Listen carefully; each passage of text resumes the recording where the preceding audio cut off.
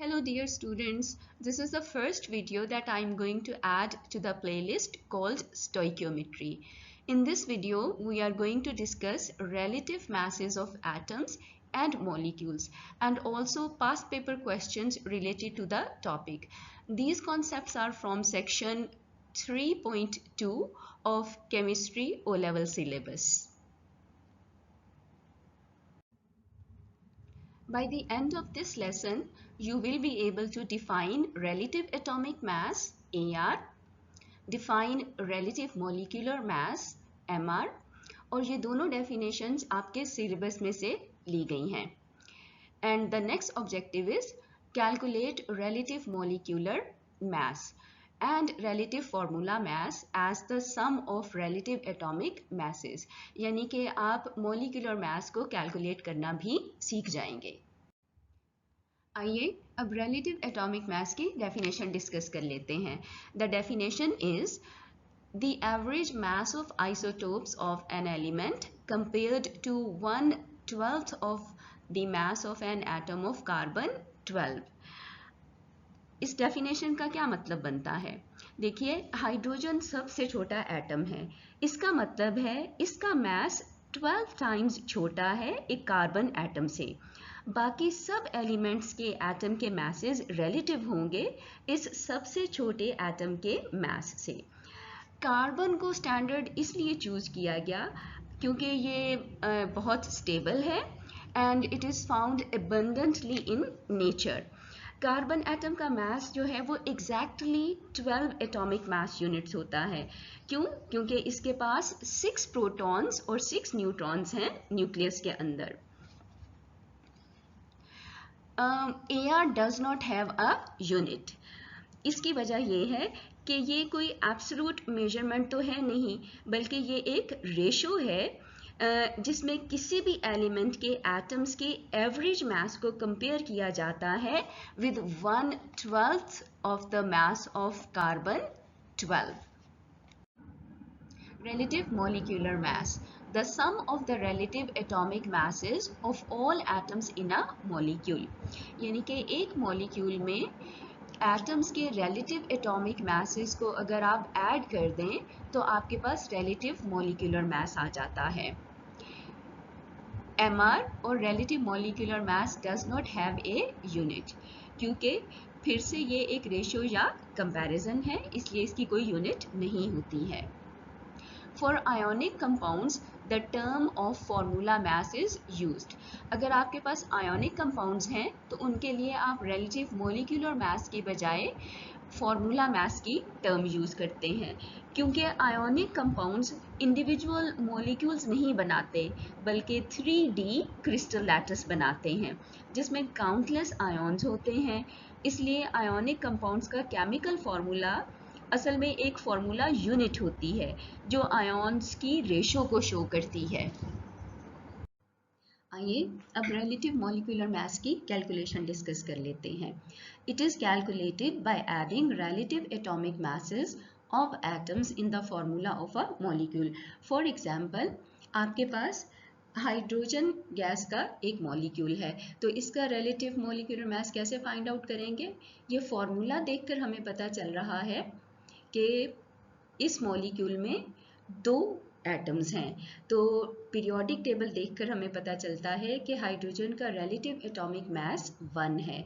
तो चूंकि इस मॉलिक्यूल में 2 हाइड्रोजन एटम्स हैं तो ये 1 + 1 हो जाएगा और relative molecular mass of hydrogen molecule will be equal to 2.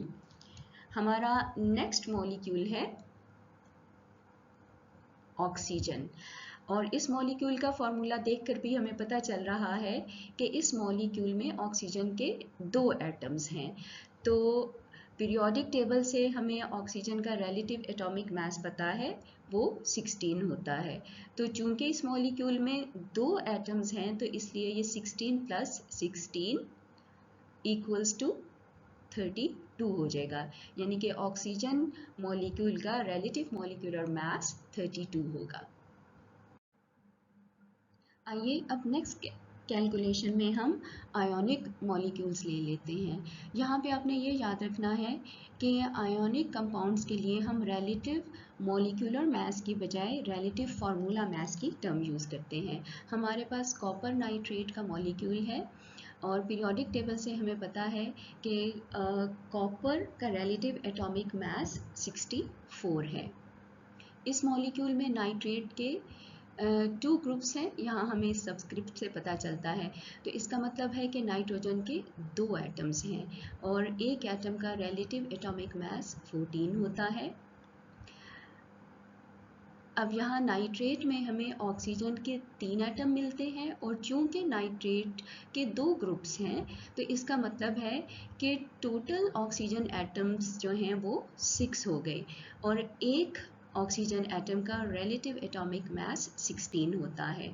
तो इन सब को जब आप ऐड कर देंगे तो आपके पास रिलेटिव फार्मूला मास 188 आ जाएगा।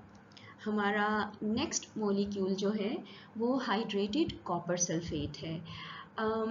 हाइड्रेटेड सॉल्ट ऐसे सॉल्ट को कहते हैं जिसके अंदर वाटर ऑफ क्रिस्टलाइजेशन बॉन्डेड होता है।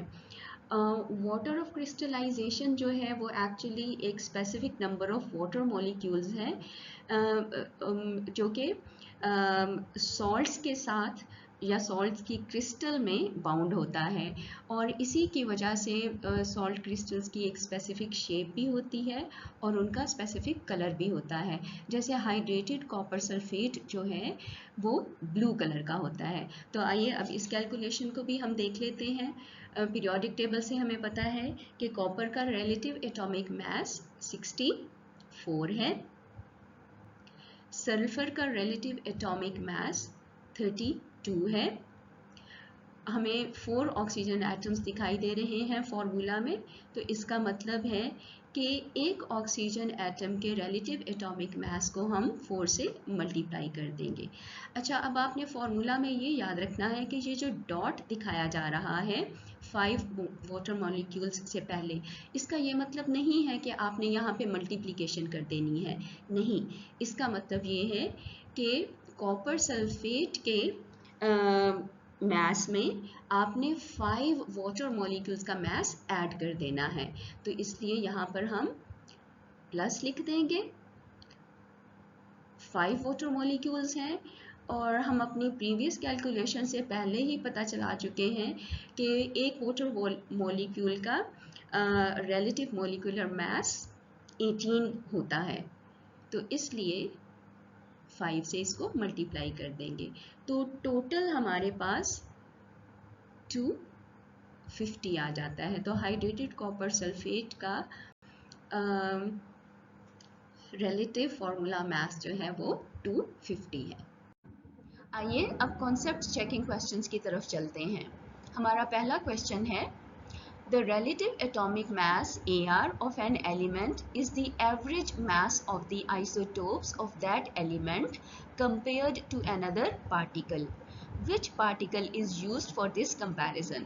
तो अगर आपको relative atomic mass की definition अच्छी तरह से याद है तो आपको ये क्वेश्चन पढ़ते ही पता चल जाएगा कि वो पार्टिकल कार्बन 12 होता है। तो अब हम अपनी ऑप्शंस देख लेते हैं।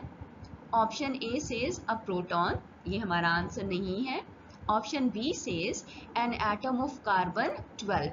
तो अगर डेफिनेशन याद है तो फौरन से पता चल जाएगा कि ये ऑप्शन हमारा आंसर बनती है। हम सी देख लेते हैं कि ऑप्शन सी में क्या कहा गया था। एन एटम ऑफ कैल्शियम, ये हमारा आंसर नहीं है।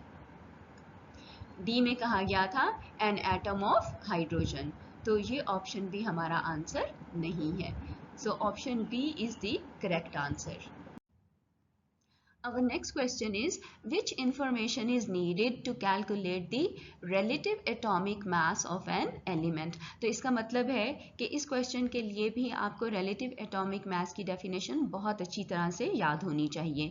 Option A is the total number of protons and neutrons in the most abundant isotope. इस ऑप्शन में उन्होंने कहा है द मोस्ट एबंडेंट आइसोटोप। इसका मतलब है कि other isotopes of the same element have been ignored. तो ये ऑप्शन हमारा आंसर नहीं है.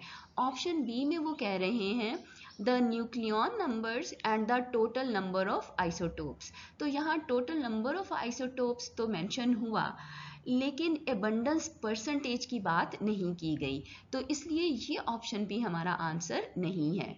Option C is the mass number and abundance of each of its isotopes. तो डेफिनेशन के मुताबिक ये ऑप्शन हमें सही आंसर दे रही है. Option D is the atomic number and abundance of each of its isotopes. तो आपको ये बात तो पता है कि किसी भी एलिमेंट के सारे आइसोटोप्स का एटॉमिक नंबर तो सेम होता है, तो हमें यहाँ पर एटॉमिक नंबर नहीं, एटॉमिक मैस की बात करनी चाहिए थी, तो इसलिए ऑप्शन डी भी हमारा आंसर नहीं है.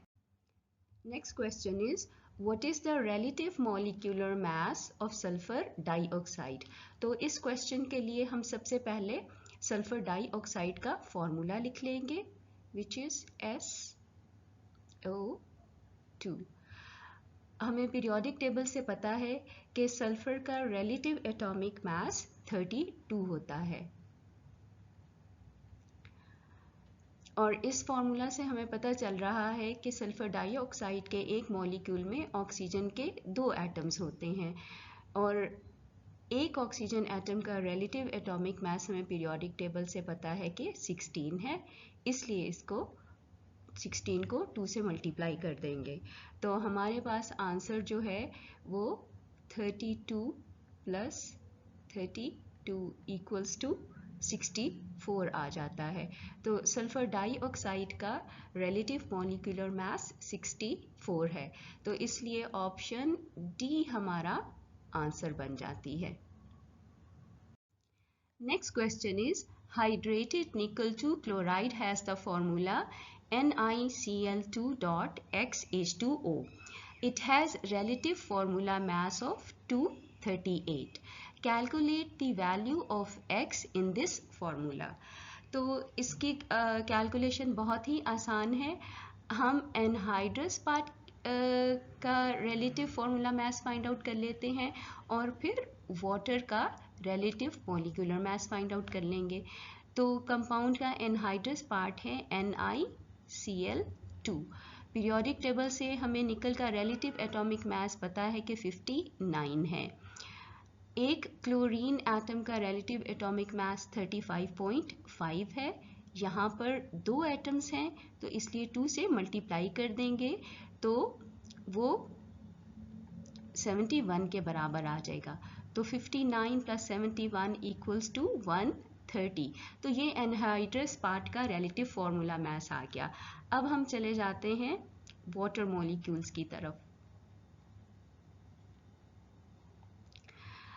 एक हाइड्रोजन का रिलेटिव एटॉमिक मास 1 होता है, तो एक मॉलिक्यूल में चूंकि 2 एटम्स हैं तो इसलिए 2 से मल्टीप्लाई कर दिया, और एक ऑक्सीजन का रिलेटिव एटॉमिक मास 16 है, तो 16 प्लस 2 इज इक्वल टू 18.